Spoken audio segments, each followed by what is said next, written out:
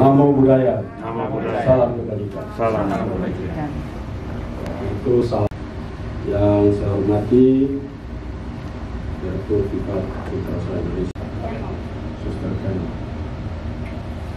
Yang saya hormati investigatornya tidak boleh hanya cuma sampai bagaimana orang dagang, tapi mengapa dia salah satu pupuk pun setiap kali kita musim hujan menuju ke musim tanam Oktober Maret. Nah ini juga harus diselesaikan oleh pemerintah. Kita sedang mengusahakan minyak, maka ini dipanen. Panen dengan cara sekarang kalau kita tanam 5.000 hektar, 9, 4 ada di barat, 5 ada di timur, 5 Banda, 3 Laut Arafura, 4 Laut Flores. Ini fishing ground. Semuanya telah dikerjakan. Berita itu tidak ada, harus ada dampak pendidikan, harus dampak informasi pemerintah. Saya tentunya senang terhadap kegiatan seminar ini, dan diharapkan pelatihan ini terus menerus dilakukan sehingga apa yang telah disampaikan tadi, semangat untuk kita menjaga agar kejahatan perdagangan orang di Indonesia khususnya Nusa Tenggara Timur itu dapat bisa kita minimalisir, bahkan bisa buat menjadi zero, nol. Sesuai dengan amanat Undang-Undang 21 tahun 2007, tentunya ini terus, walaupun banyak beberapa pihak sedang menggugat undang-undang itu masih punya kelemahan, tetapi itulah regulasi kelembagaan hari ini salah satu yang menjadi dasar di mana kita melakukan langkah-langkah tindakan hukum dengan norma-norma yang ada dalam perundang-undangan itu. Nah, kita lihat bahwa semangat untuk perdagangan orang ini bukan baru pertama kali dalam khusus terbilang perlukan modern, ini sudah dari zaman berdirinya adanya manusia. Kejahatan ini sudah dilakukan dalam sejarah peradaban manusia, tetap ini menjadi bagian kata usaha. Karena itu memang pertanyaan kita, kalau mau buat zero, apakah dia pada penegakan hukumnya atau di mana? Ini adalah sebuah masalah sosial yang sangat kompleks dan harus diselesaikan komprehensif. Tidak bisa dalam penegakan hukum semata-mata. Tidak bisa kita lakukan dengan cara-cara untuk melakukan mediasi, tidak semata-mata. Masalah push factor dan pull factornya, push factornya ada pada kemiskinan. Itulah menjadi push factor daripada masalah ini. Jadi kalau kita lihat data kemiskinan Nusa Tenggara Timur hari ini 20,90%, itu sekitar jumlah manusianya 1.100.000, 68 orang kalau tidak salah. Itu menjadi tempat di mana sangat subur 1 juta orang itu. Jadi kalau tetap ada yang luar biasa, kita punya ruang market yang luar biasa untuk perdagangan orang 1 juta lebih. Dan 1 juta itu ada lagi dibagi menjadi kemiskinan ekstrimnya 9,5% di Nusa Tenggara Timur. Itu kalau jumlah manusianya itu 530.830 orang. Kemiskinan ekstrim artinya indeks kita dengan power purchasing parity yang telah ditetapkan kepada Indonesia 34 sen, artinya $1 Amerika, power purchasing parity-nya itu di Indonesia 34 sen. Kali dengan $1,9 yang dibuat rumusnya, $1,9 kali 34 sen kali 30 hari, kita nemukan di 370.000 itu. Taruhlah sekarang dibulatkan menjadi 400.000 sekian. Di bawah itu, angka dengan di bawah itulah kemiskinan ekstrem kita. Angka itu juga itulah menunjukkan bahwa kalau mama ada rayuan, itu pasti akan sangat berpengaruh. Nah, itu push factor kita. Pull factornya ada orang pergi 1.000 pergi seperti tadi suster jelaskan, yang meninggal baru-baru ini banyak karena COVID, suster. Jadi bukan gara-gara 21 tiba-tiba meninggal itu karena COVID. Banyak yang karena COVID juga, bukan banyak karena negara tinggi dia meninggal di sana.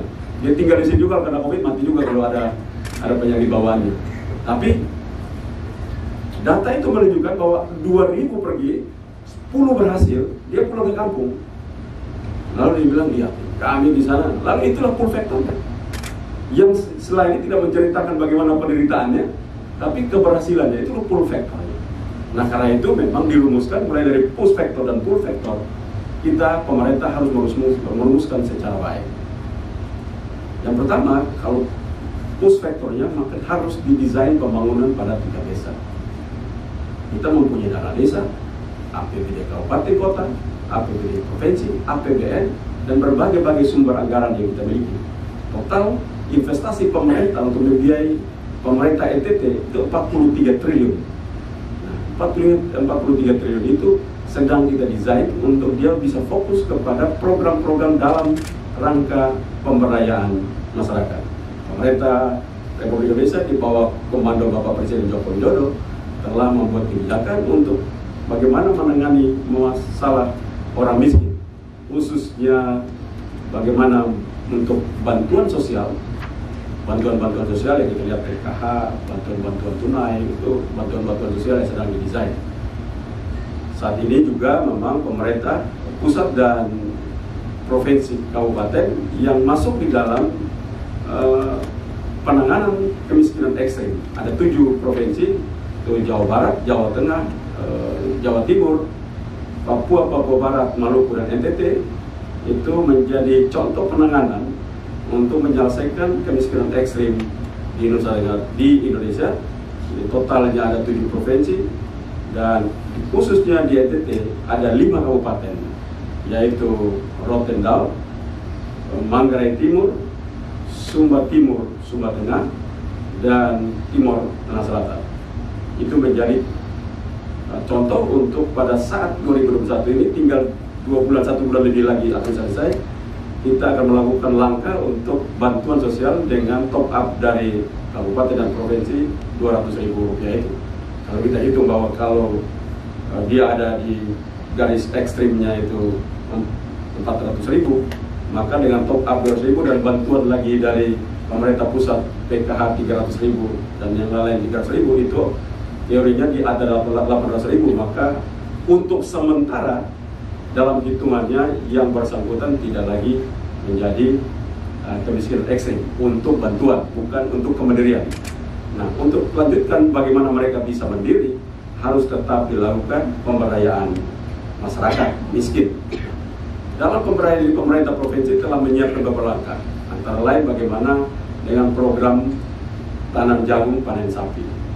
Ini sebuah desain agar daya ketahanan ekonomi rumah tangga itu bukan hanya pada kemampuan mereka untuk mengisi kebutuhan rumah tangganya, tapi mereka juga bisa berekspansi untuk penataan pendapatan ekonomi mereka.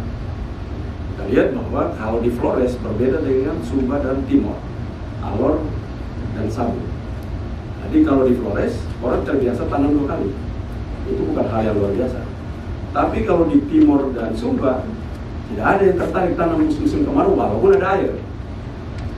Riset yang saya punya, saya dapat riset anak-anak saya minta untuk riset mengapa orang Timor itu tidak tertarik tanam musim kemarau. Rupanya masalah budaya. Musim kemarau itu musim buat sapi dorang minum, jangan ambil itu air, biar sapi dorang minum. Nah, ini budaya. Karena itu pembangunan itu tidak bisa kita lakukan dengan tidak membenahi budayanya. Ini perlu mindset, perlu pelatihan, perlu memberikan pemahaman, dan itulah memang pembangunan manusia. Beda dengan membangun kambing.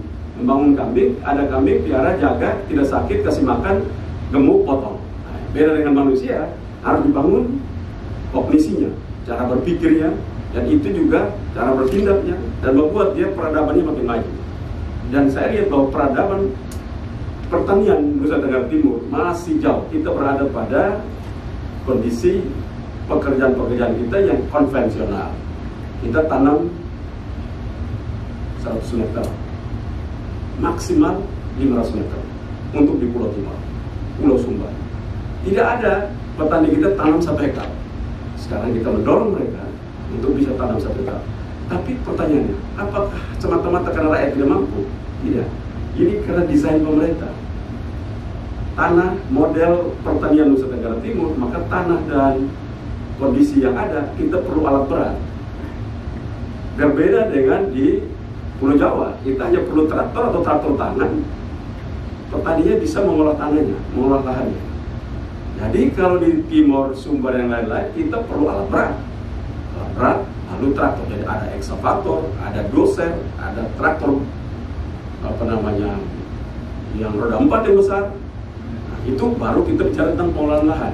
Pemerintah, saya tentunya senang terhadap kegiatan seminar ini, dan diharapkan pelatihan-pelatihan ini terus-menerus dilakukan sehingga apa yang telah disampaikan tadi, semangat untuk kita menjaga agar kejahatan perdagangan orang di Indonesia khususnya Nusa Tenggara Timur itu dapat bisa kita minimalisir, bahkan bisa buat menjadi zero, nol.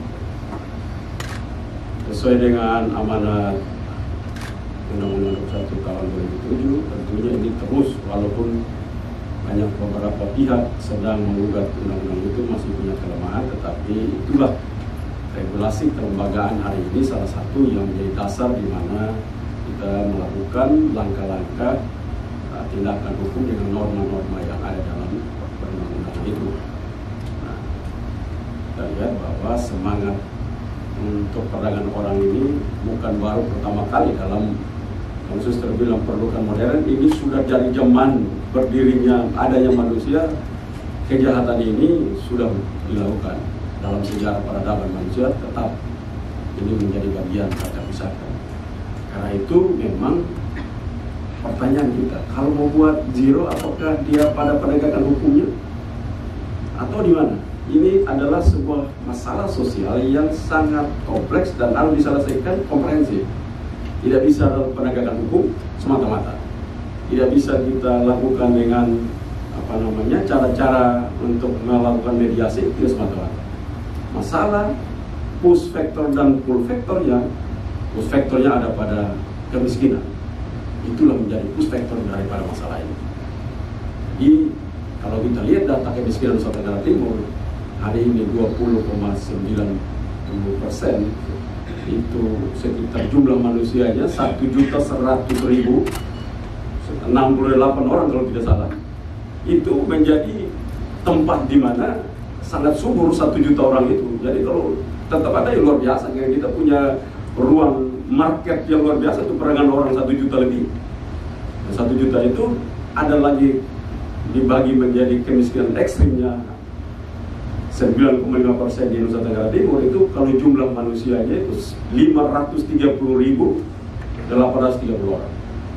Kemiskinan ekstrim artinya indeks kita dengan power purchasing parity yang telah ditetapkan kepada Indonesia 34 sen, artinya $1 Amerika, power purchasing parity-nya itu di Indonesia 34 sen.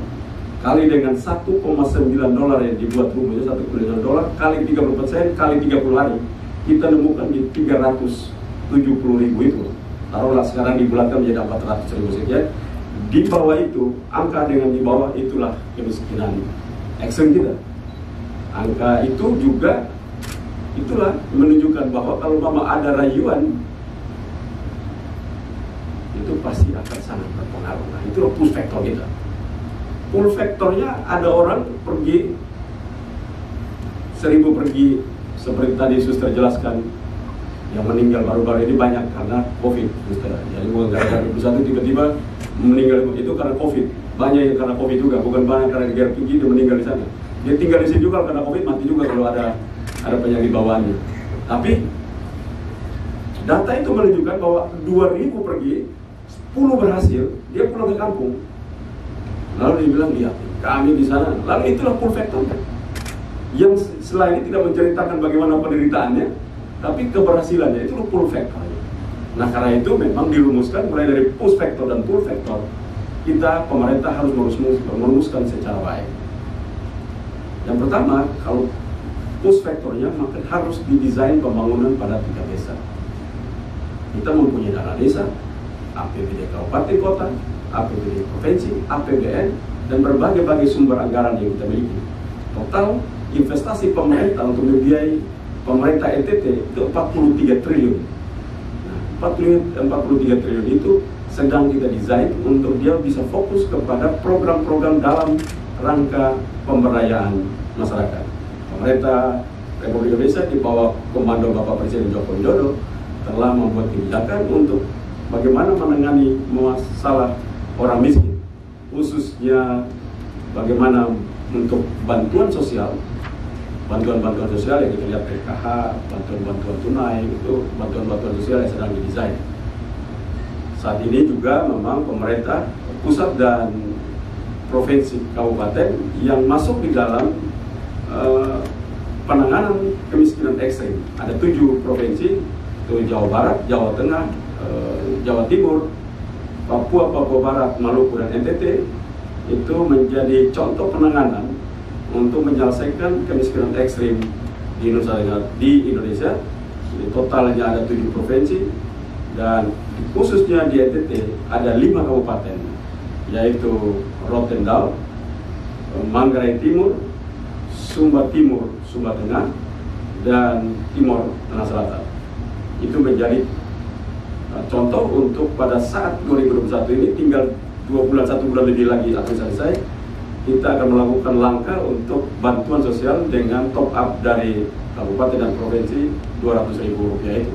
Kalau kita hitung bahwa kalau dia ada di garis ekstrimnya itu 400.000, maka dengan top up 200.000 dan bantuan lagi dari pemerintah pusat PKH 300.000 dan yang lain 300.000, itu teorinya di ada 800.000. Maka untuk sementara dalam hitungannya yang bersangkutan tidak lagi menjadi kemiskinan ekstrim untuk bantuan, bukan untuk kemandirian. Nah, untuk melanjutkan bagaimana mereka bisa mandiri, harus tetap dilakukan pemberdayaan masyarakat miskin. Dalam pemberdayaan, pemerintah provinsi telah menyiapkan beberapa langkah, antara lain bagaimana dengan program tanam jagung panen sapi. Ini sebuah desain agar daya ketahanan ekonomi rumah tangga itu bukan hanya pada kemampuan mereka untuk mengisi kebutuhan rumah tangganya, tapi mereka juga bisa berekspansi untuk penataan pendapatan ekonomi mereka. Kita lihat bahwa kalau di Flores berbeda dengan Sumba dan Timor, Alor dan Sabu. Jadi kalau di Flores orang terbiasa tanam 2 kali, itu bukan hal yang luar biasa. Tapi kalau di Timor dan Sumba tidak ada yang tertarik tanam musim kemarau walaupun ada air. Riset yang saya punya, saya dapat riset, anak-anak saya minta untuk riset, mengapa orang Timor itu tidak tertarik tanam musim kemarau. Rupanya masalah budaya. Musim kemarau itu musim buat sapi dorang minum, yang ambil itu air, biar sapi dorang minum. Nah, ini budaya. Karena itu pembangunan itu tidak bisa kita lakukan dengan tidak membenahi budayanya. Ini perlu mindset, perlu pelatihan, perlu memberikan pemahaman. Dan itulah memang pembangunan manusia. Beda dengan membangun kambing. Membangun kambing, ada kambing, piara, jaga, tidak sakit, kasih makan, gemuk, potong. Nah, beda dengan manusia, harus dibangun kognisinya, cara berpikirnya, dan itu juga cara bertindaknya, dan membuat dia peradabannya makin maju. Dan saya lihat bahwa peradaban pertanian Nusa Tenggara Timur masih jauh. Kita berada pada kondisi pekerjaan-pekerjaan kita yang konvensional. Kita tanam 100 meter, maksimal 500 meter untuk di Pulau Timor, Pulau Sumba. Tidak ada petani kita tanam 1 hektar. Sekarang kita mendorong mereka untuk bisa tanam 1 hektar. Tapi pertanyaannya, apakah semata-mata karena rakyat tidak mampu? Tidak. Ini karena desain pemerintah. Tanah model pertanian Nusa Tenggara Timur, maka tanah dan kondisi yang ada, kita perlu alat berat. Berbeda dengan di Pulau Jawa, kita hanya perlu traktor atau traktor tangan, petaninya bisa mengolah tanahnya, mengolah lahannya. Jadi kalau di Timor, Sumba dan lain-lain, kita perlu alat berat. Alat berat, lalu traktor. Jadi ada eksavator, ada doser, ada traktor yang roda 4 yang besar. Nah, itu baru kita bicara tentang pengolahan lahan.